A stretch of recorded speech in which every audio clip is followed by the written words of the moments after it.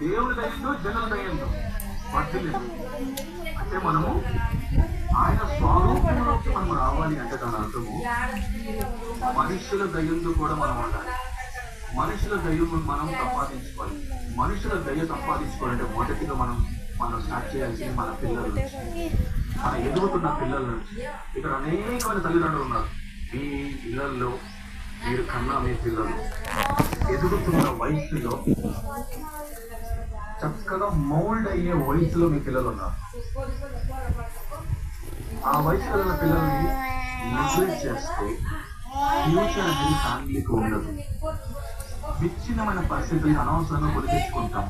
మనము జాగ్రత్త పడినట్లయితే ప్రేమను ఎప్పుడైతే కుమ్మరిస్తామో తిరిగి ప్రేమను పొందుకుంటాం. ఎప్పుడైతే విసర్జిస్తూ చిరాకు పడుతూ పిల్లల్ని దూరం చేస్తూ వాక్యం నేర్పించుకుంటా, ప్రార్థన నేర్పించుకుంటా, ఒబీడియన్స్ నేర్పించుకుంటా మనకి